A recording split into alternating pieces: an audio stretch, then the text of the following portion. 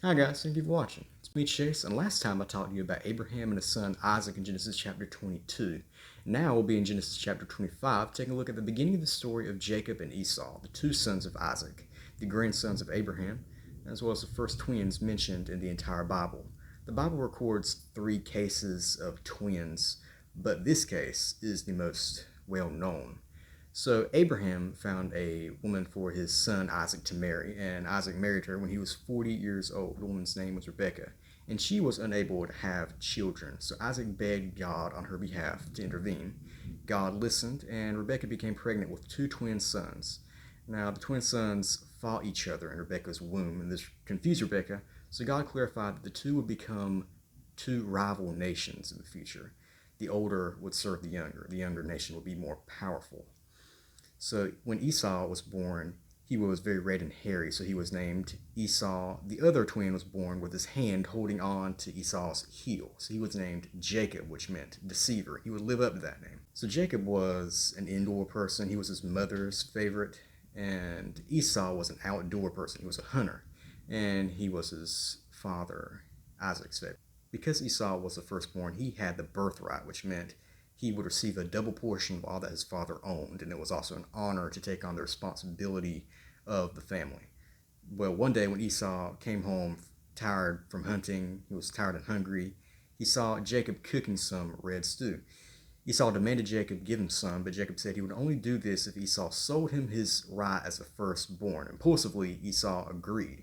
He was so exhausted and starving that he put his physical needs above what was most important. He did not think things through completely. So you'll see that Esau is referred to throughout the Bible as Edom, which means red because of the incident with the red stew, and his descendants are called the Edomites. Esau's unwise decision had lifelong effects, had long-reaching consequences. Later, Isaac was old and he was preparing to give Esau the blessing of the firstborn. Now, this blessing was the prophetic words foretelling the future of the firstborn, and it was God's way of blessing the firstborn's future. Because Isaac was going blind, he had to feel Jacob's arm to know that it was Esau. And once he felt the hairy sleeves, he was convinced that it was Esau, so Jacob received the blessing. Esau returned later to receive the blessing that was rightfully his, but it was too late.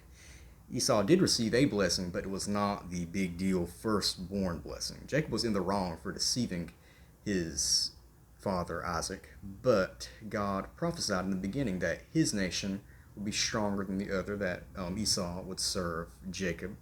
So this was like an early fulfillment of that prophecy. Now, Rebekah overheard that Esau was enraged by this and he was planning to kill his brother Jacob. So Rebekah instructed Jacob to run away and go to his uncle's house. Fortunately, Jacob and Esau would reunite several years later and they would forgive each other. But their descendants, Israel and the Edomites, would be at war. So what can we learn from this story of Jacob and Esau?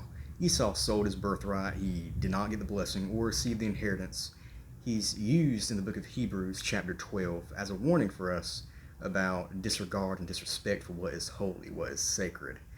Sometimes in life we have to think things through before making choices. We have to pray to God that He will give us wisdom to make the right decisions. We have to think things through thoroughly.